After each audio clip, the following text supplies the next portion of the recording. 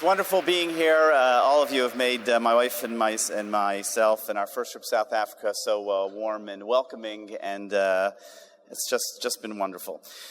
Just due to time, I want to get right to it and start talking about some relationship issues. And everything I'm telling you, just to preface, is based on my research. I've done 3 different major research topics, and this talk and the next talk will be based on that. So I might not go through the statistics specifically, but just understand it's not coming just from my own brain, but rather from dealing with over 1,000 people, couples, and comparing. I'm always looking to compare those salient differences between successful and failed couples so that I can tell you, if you're going to put your effort somewhere, where you should put your effort in order to grow your relationship and make it the very best marriage that you can have. First of all, whenever talking about relationship, I think about a couple of stories, right? I remember the one great story, one funny joke is a guy who's about to get married, this chassan, this young guy, and his friend who's a little older than him, he says, listen, I just want to warn you. Just be aware that, when you get married, it's tough. The first 8 years, it's really kind of tough, okay? Like, you can't expect, she screams at you a lot. You can't expect a lot of intimacy. It's just not a lot of fun the first 8 years, okay? And the guy says, it's so nice of you as an older person to telling me that, the first 8 years is tough, and obviously after that it gets better. And he says, well, you see, I'm not so sure. I've only been married 8 years, so I'm not... So then there's the guy, Chaim. He's 30 years old. He's in yeshiva. He's in rabbinic school. And his rabbi comes over to him and he says, should be married already. What's going on? He says, well, I'm having a bit of a problem. He says, have you not found a girl that you love? He says, no, actually, I have fallen in love a couple of times. He says, so what's the problem? He says, the problem is that every woman I fall in love with, my mother hates her. Because my mother says I need a woman just like her. So the rabbi says, well, do you love your mother? He says, I love my mother. Would you like to marry a woman like... I would love to marry a woman like her, but how am I going to go find that? He says, I give you an 8. Let me give you some advice. Go to your mother and say, Mom, go find me a girl that you love. Go find me a girl that you think is like you, and I'll date her. He says, I'm going to go ahead and do that. Walks away. 6 months later, rabbi comes to him. I haven't heard anything, Chaim. What's going on? Did you take my advice? I did. Did your mother find somebody? My mother found somebody.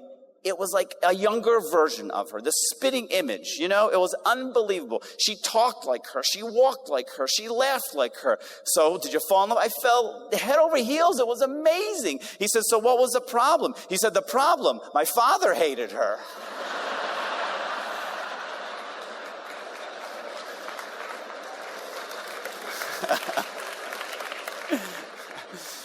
All right, so there we begin.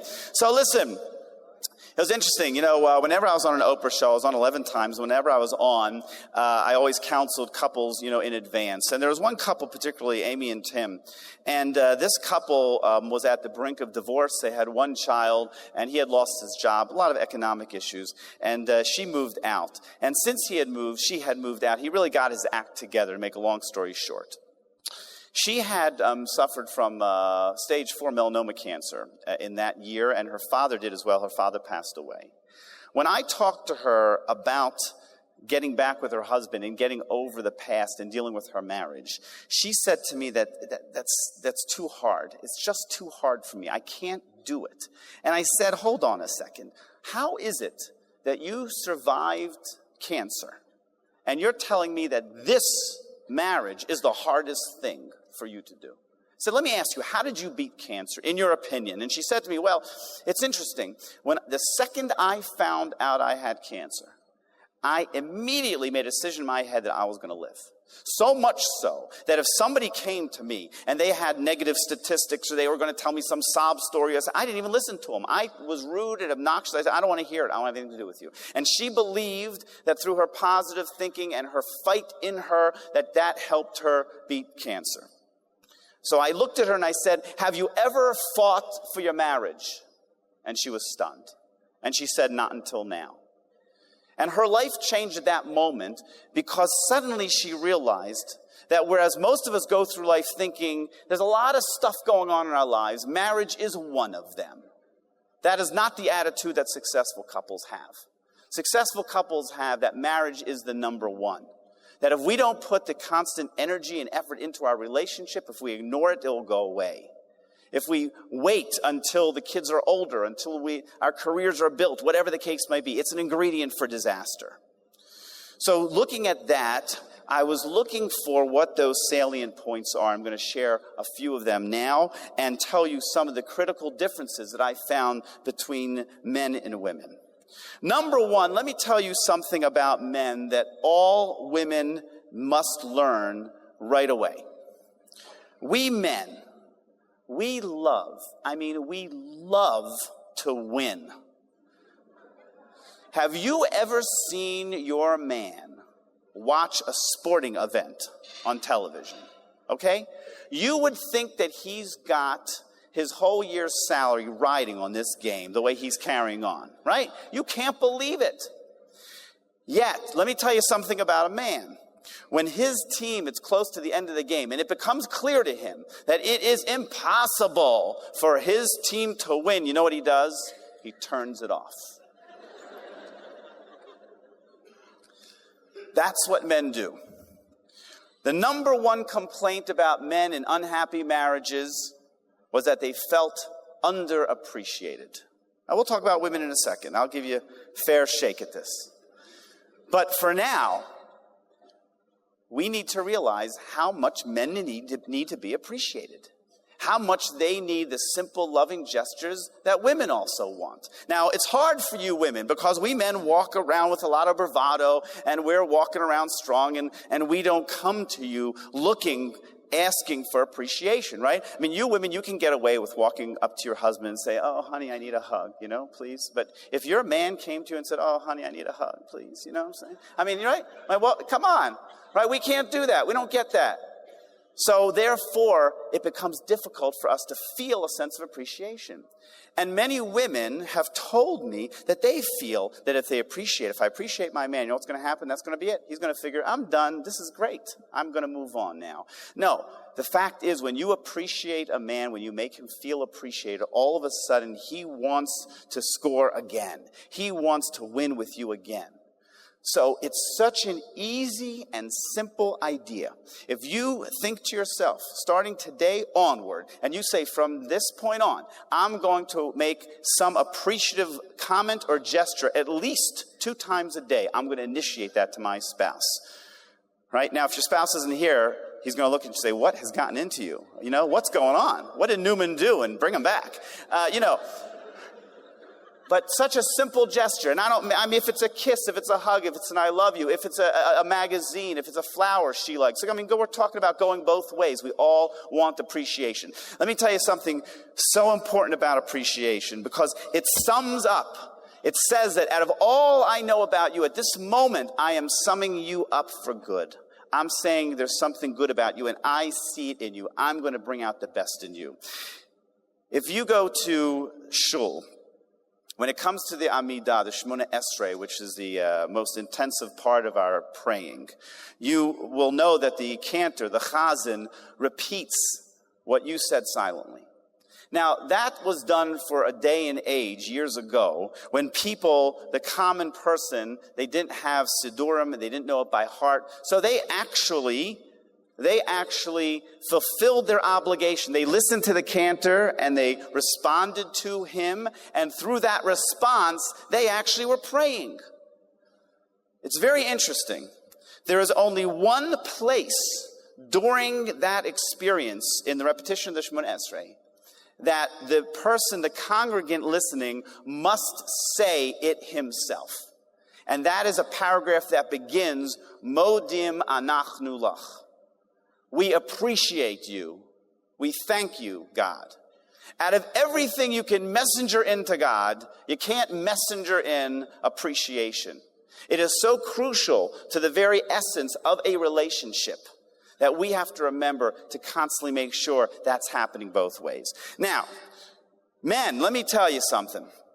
I don't know how it is here in South Africa, but in America, women got duped a while ago.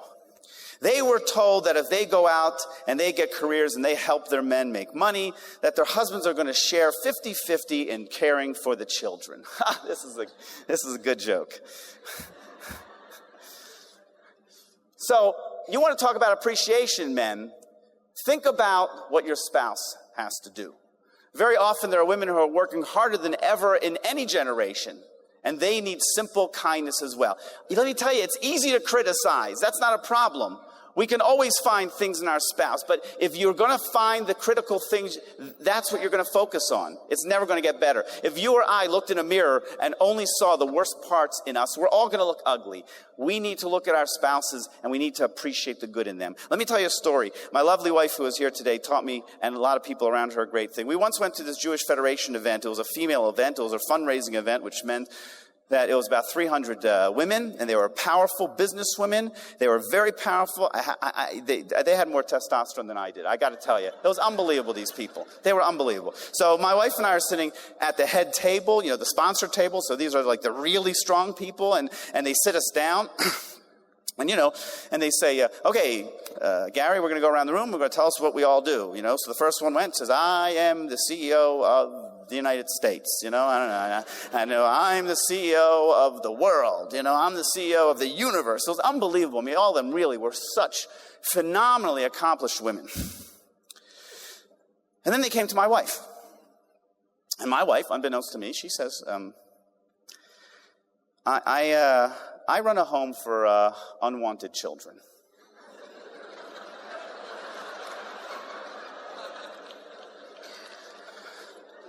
I take care of their physical needs. I clothe them. I feed them. I take care of their home, all their home emotional needs. And they're all saying, oh my gosh, that's amazing. She says, yeah, they're my kids. Nobody else wanted them.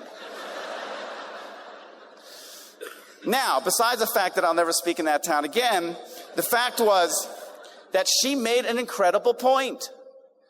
While she was doing maternal things, everything she did for her kids, while she was doing that for somebody else, she was Mother Teresa. It was unbelievable. But when she did it for her kids, oh yeah, we get it. You're a mom. I get it. Okay.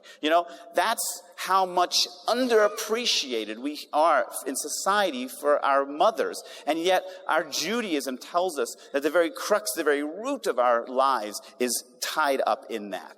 All right, let's move on. We could talk about that the whole time, but someone's going to start holding signs up here. There's a whole system here. God forbid you people should get bored. Okay.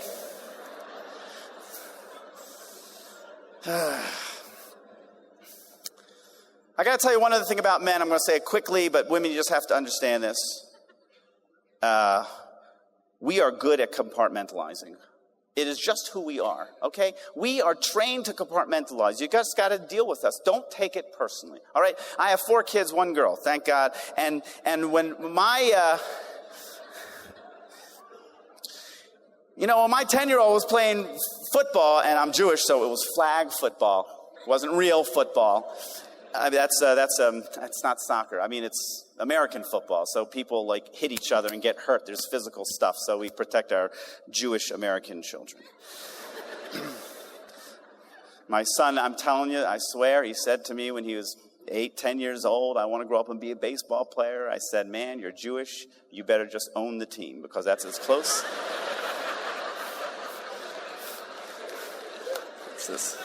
That's as close as you're getting to a bat, my friend. So anyway, my kid, he plays flag football. He falls on the ground. There can be a bone protruding out his leg. And I stand there, and the first thing me and every father says to his kid on the football field is, don't cry now. Wait till we get to the emergency room, please. We are trained to compartmentalize. So when a mother and a father, they get a call from the principal, it's noon. And the principal says, everything's okay, everything's safe, but something's happened at school. I don't want to talk about it, but you and your wife have to come down to the school at 5 o'clock and have a meeting with me.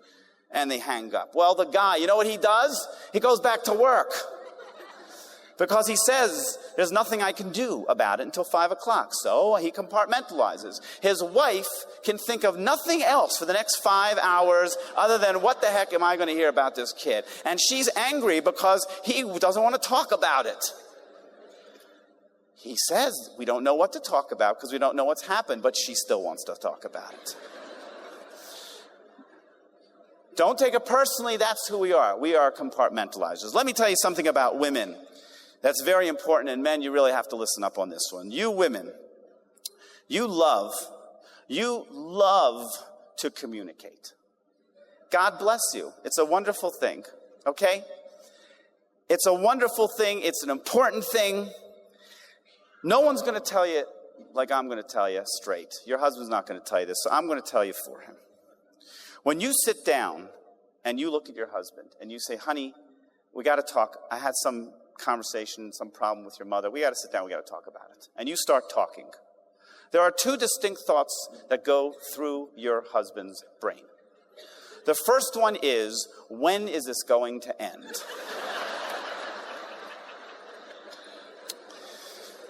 And the second follow-up to that is, what could I possibly say or do to make this end? That's all we got. That's all we got. Okay? We don't know what you want. We don't know what you want us to say. So, I'm going to get some practical ideas.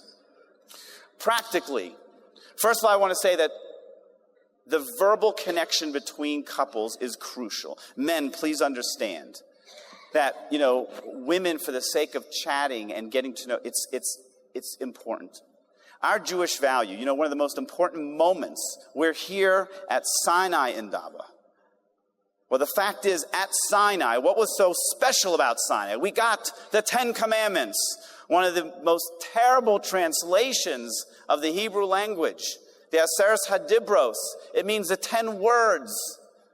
It was about a conversation, because that was the one moment in time that all of us were there and God actually spoke to us. He taught us that you can't just know each other by looking at each other. You have to speak to each other. You have to listen to each other. It's all about the verbal communication. It's interesting. I have the blessing of praying Kol Nidre for the synagogue that I'm at. And right before, when I always think about Kol Nidre, that's right before Yom Kippur. And it's I think every Jew knows about Kol Nidre. If you don't, Al Jolson and Neil Diamond helped us in the Jazz Singer, just in case you don't have any other reference. But nonetheless, the most important moment in our history, in our year, comes down to saying Kol Nidre. You know what Kol Nidre is? Kol Nidre is, please forgive any vows and promises I've made, swearing I've made. Seems very out of place. I got a lot worse things to worry about on Yom Kippur than my vows. I got news for you. I want to get to the main event. You know what I'm saying? So why is it? And I said to myself, what it really is saying is the power of words. That God and the rabbis are explaining to us. Do you know that in Jewish law, if you stand up now and you say, for the next year, I swear I am not going to eat fish, you have a problem. You have a problem eating fish. You haven't had a written contract, haven't written anything down. But because you used your words, you created something.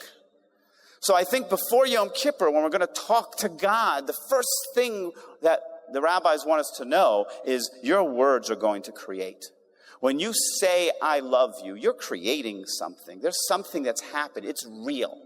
If you fight with each other and you say something nasty to each other, sadly, you've also created something, and that's real. It's not just simple words floating about. It's meaningful and it goes deep. So, from a practical standpoint, I do suggest to women two things. And it's not to be dismissive. It's to help you get what you want eventually and help your man along to understand. If you got a great understanding man who can sit with you for hours and talk to you about his mother, God bless you. Have him stand up here. We'll give him a prize because there's no such being. But besides that, I say sit down with your husband, do two things. Number one, put a time limit on it. Really, tell him, listen, I have something serious to talk to you about. I just want to talk about it for 20 minutes. At 20 minutes, we'll stop, we'll go on. I might need to talk to you about it again tomorrow for 20 minutes, but there's a time piece. You won't believe it. But men, when they know that there's an end in sight, we can listen. If we know, I'm telling you, if we know, we'll listen. You can have our full attention. Next is telegraph to him what it is you want. Men really don't know what they're wanted from their wives. And we're problem solvers, so we think we're supposed to just tell them, listen, I just want you to listen. Tell me if my reaction is off. Tell me what you think. I just want you to tell me, just listen to me and give me any ideas. Whatever you want, tell him. Telegraph that to him so he knows how to be the best mate to you. That's essential. Okay. All right. Everybody who's here the first time heard me speak knows I'm dried out, so give me a second here. It's a shift from Miami Beach, my friends. Before going on, I just want to mention that men, it's so important to know that just because you listen to your wife and you understand her point of view does not mean that you have to agree with the action that she suggests. And I think men and women have to understand this. A lot of times when if a woman says something and her husband understands her, then she assumes, oh, well, your mother's crazy? Well, then she's never coming in this house again, whatever. You know what I'm saying? It's like, I can agree with you, and my mother's not crazy, by the way, but I can agree with you, and it does not mean that I have to do what you say. I can say, okay, I understand. Now let's figure out the best way to be able to resolve this together. And we'll talk more about resolution in our next topic as well.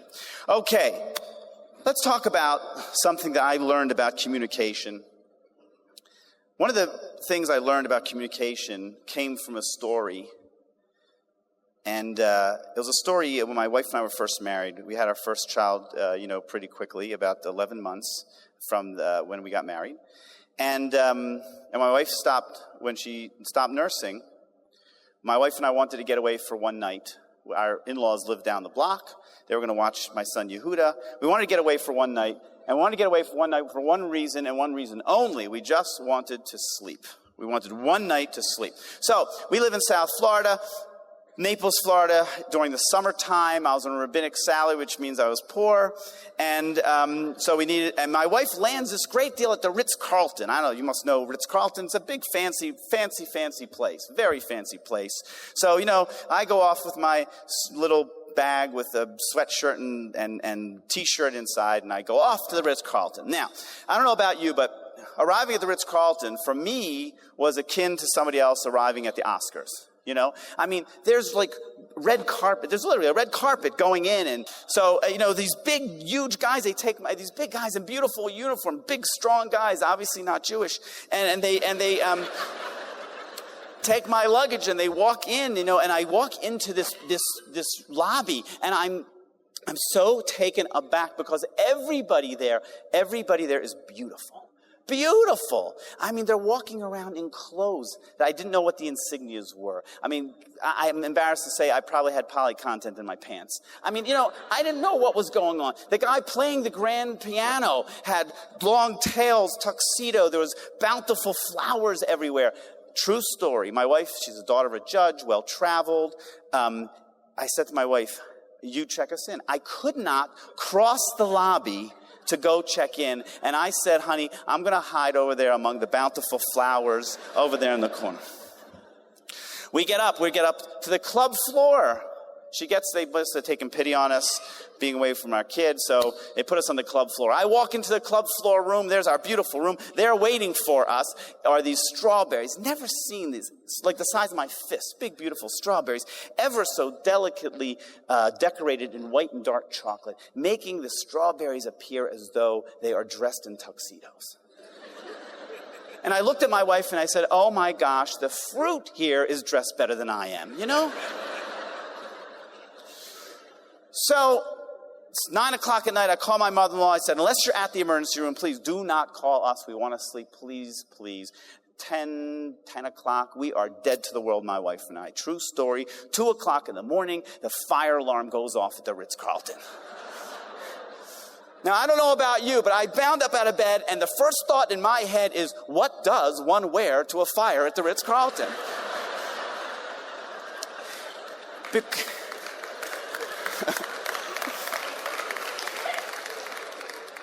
Because there was no way I was walking down in my T-shirt and sweatpants. I wasn't doing it. So there's people scurrying in the hallway, and my wife says, Gary, we got to go. And I'm looking around, and finally, I open the closet door, and there it is, a big, puffy terry cloth robe with a big fat lion head on its lapel that says Ritz-Carlton. So I strap that baby on, and I walk down 12 floors And my learning moment comes when I walk out into the lobby, 2:15 in the morning, with hundreds of bleary-eyed and makeupless Ritz-Carlton guests, all dressed in white terry cloth Ritz-Carlton robes.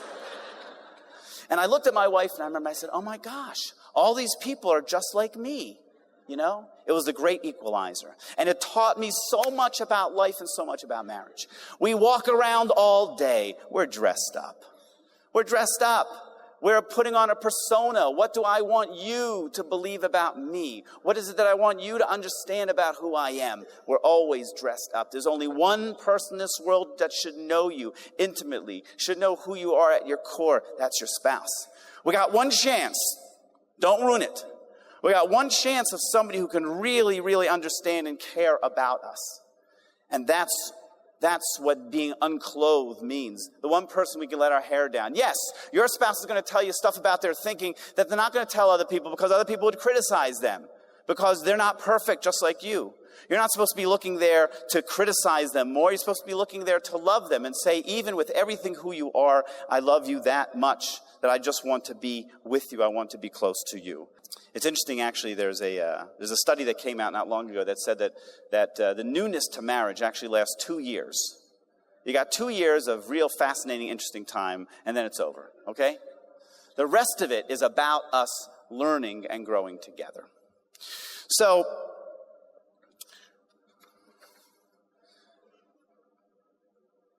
I want you to think about how the Jewish version of love comes together. You know, we live in a very independent society. In America, our July 4th, Independence Day, we're fierce, independent people.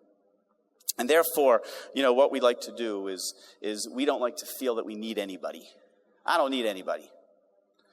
Oprah Winfrey once said to me, when we spent time in the green room before or after a show, and she said to me, Gary, I want to give you some advice for your next book. She knew I was writing another book on marriage. And I don't know if you know this, but when Oprah says, I want to give you advice for your next book, you listen very, very carefully. So she said to me, you know, I don't think people should need their spouse. I think people should want their spouse. I don't think people, you know, they should want them. They shouldn't need them. And I said to her respectfully, I said, Oprah, listen, I kind of disagree. I said, if you are so darn happy, because that's what she was saying. She was saying, you should be happy before you get married. I said to her, if you're so darn happy, I don't know what you're getting married for. What do you get married for? If you are so happy, what are you doing? We get married because we're missing something. We're not happy. I shouldn't be depressed, I understand, but we're missing something. There's something missing. When Adam, the first man, he is naming all of the animals. God says in the Torah, it's not good for man to be alone. So you would think the very next sentence, what would come? Put him to sleep, rip out his rib, create Chava, very nice. That doesn't happen. It doesn't happen for a couple sentences later. As a matter of fact, Adam goes through this process where he is naming all the animals. And he is seeing that all of the animals have partners except him. And then immediately he's put to sleep. You know why? Because it wasn't good enough for God to know that Adam needed his wife, Eve. Adam had to know it. And the moment that Adam knows it, that's what happens. You're not walking around thinking of your spouse, I hope, as take her or leave it. You know, good years, some bad years. We have this terrible thing in America. You should know, new concept in America for marriages. We call it the starter marriage. I kid you not. The starter marriage. We're going to give it a shot. We're young. You know, we'll see how it goes. You know, like the starter job, the starter house. You know, we're not going to end up here, you know what I'm saying, long term, but we'll see what's going to happen. That's not the concept. The concept, you're allowed to need your spouse. You're allowed to depend on your spouse. You're allowed to want your spouse in that way so much. So upon ending, I'll end on this simple note. Every single one of you knows what it's going to take, what you can do today, right now, to put a smile or to put a scowl on the face of your spouse. You know. Don't come tell me you don't know. You know exactly. The question is whether you're going to focus on it. Are you going to do it? Are you going to appreciate each other? And let me tell you, there's a terrible thing in failed couples. They come to my office, and I'll give them both a pad of paper, and I'll say, I want you to spend 5 minutes, and I want you to write down all the things you appreciate about each other. You know, they don't need a minute. They can barely crank out 2 or 3 items. It's painful to watch. And I always get them, and there's always essential things missing. So what about the fact that he's a great dad, has a great career? What about the fact that she's a great mom, she has a great career? What about those facts? And everybody says the same thing. So, oh, that? Oh, he's supposed to do that. Oh, she's supposed to do that. Nuh-uh. The idea that we only appreciate our spouse when it's way above the call of duty is a recipe for disaster. That's not what we want. We all work hard to try to be good people. We all try, and in that trying, that effort is what we're supposed to love. Even when you ask your spouse to make changes, do you think that if you ask your spouse to be a better listener, to be more appreciative, do you think they're going to snap to it? They're not going to snap to it. You're supposed to appreciate and love the effort. It's the fact that I'm willing to make any change as a human being for you. That's love. That's true love. And if you don't see it, you're missing out on something important. So leave this room. Appreciate who you got. Communicate.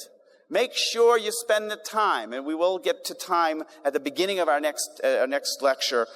Make sure you spend the time regularly and consistently when you're turned off the rest of the world and you're able to really focus on each other. Don't only talk about the problems. You know, I tell people, when you call to say your spouse, how many people call their spouse and say, hey, I just called to say I love you? You think a lot of people? No. This is the way to phone calls. Hey, oh yeah, oh, he's vomiting again? Oh, yeah. Oh, the mortgage payment is overdue? Oh, yeah, all right. Okay, I just called to say I love you. No, that doesn't work. That doesn't work. It doesn't work to attach. We need special times to be able to truly look at each other and appreciate each other. Remember when you were falling in love? If you don't remember that on a regular basis, if you don't remember that sense of things, I know life gets complicated, but you have to go back to the simple gestures of making sure you get back there. Thank you all so very, very much.